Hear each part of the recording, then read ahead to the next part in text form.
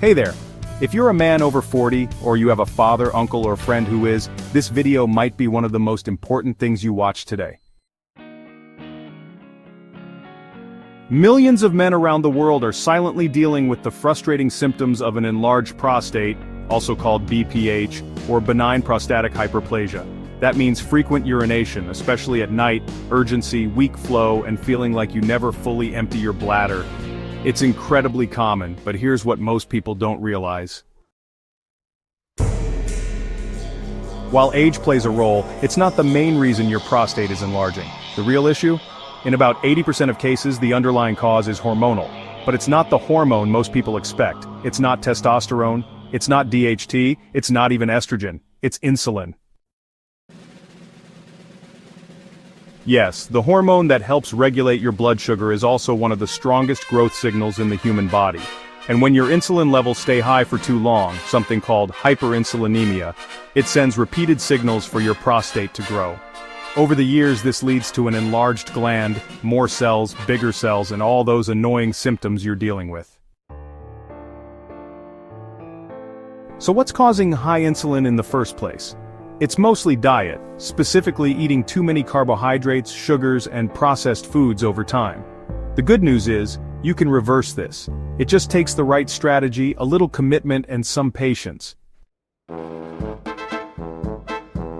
Let me walk you through 7 simple steps you can take to help bring your insulin levels back down and give your prostate a chance to heal.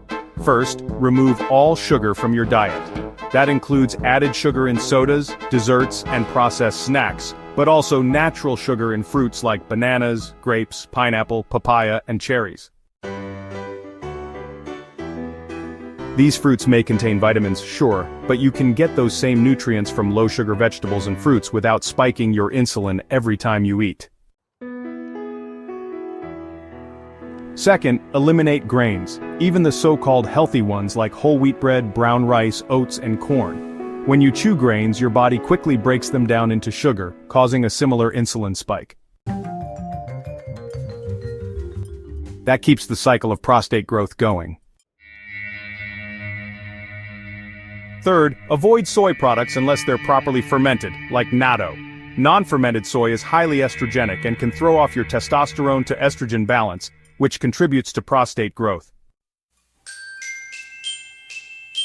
Fourth, stop consuming low-fat dairy. Go for full-fat versions instead. Low-fat milk, cheese, and yogurt are often filled with sugars or additives and can disrupt your hormones.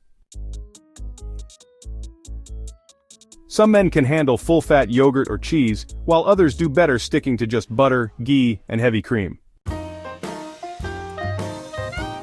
Fifth, eliminate vegetable oils. Oils like canola, soybean, corn, sunflower, and safflower are high in omega-6 fatty acids, which can cause inflammation throughout the body, including in the prostate. If your prostate is already enlarged and inflamed, these oils only make things worse. Sixth, start following a low-carbohydrate diet. Whether it's a ketogenic diet, a carnivore diet, or just a very low-carb approach, the goal is the same. Keep your insulin levels in a low, stable range for most of the day. That reduces the growth signals to the prostate. Seventh, practice intermittent fasting. Start by going 14 hours without eating, then gradually increase to 16 or 18 hours if you can. When you fast, your insulin levels drop, your body enters repair mode, and the signals that drive prostate growth begin to fade. Best of all, it's free. Now let's be clear, this is not an overnight fix. Your prostate didn't get this way in a week, and it won't return to normal in a week either. But over time, as you lower your insulin levels, your body stops getting the signal to grow. That means when your prostate naturally regenerates and replaces cells, it starts building smaller, healthier ones. The gland slowly returns to a healthier state and symptoms begin to ease. Some men ask, can I still take prescription meds during this process? The answer is yes, you can use medication short-term to manage symptoms. But understand this, medications do not treat the root cause. they don't lower insulin. So, the goal should always be to use lifestyle to correct the problem while medication simply buys you time and comfort. What about testosterone? A lot of people think high testosterone causes an enlarged prostate. That's simply not true. If that were the case, teenage boys and young men with sky-high testosterone would all have prostate issues, and they don't. What actually happens is that as men age, testosterone levels fall, especially in men who are sedentary and eat poorly. Estrogen levels, however, stay the same or even rise.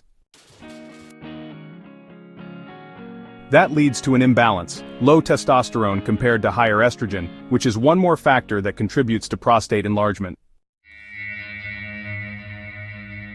There are also a few supplements that might help, although they are not the main solution. Some of the most commonly used are saw palmetto, nettle root, and pumpkin seed extract.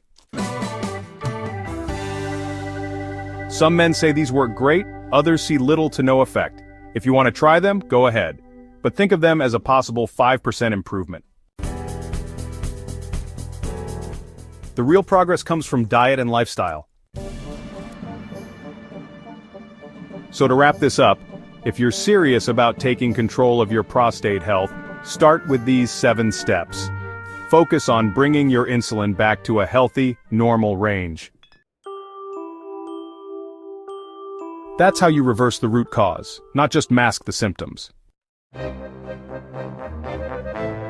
If you found this video helpful, please take a second to like, subscribe, and hit the notification bell so you don't miss future content. And if you know a man who could benefit from this information, share it with him. It might be the wake-up call he needs. Thanks for watching, take care of yourself, and I'll see you in the next video.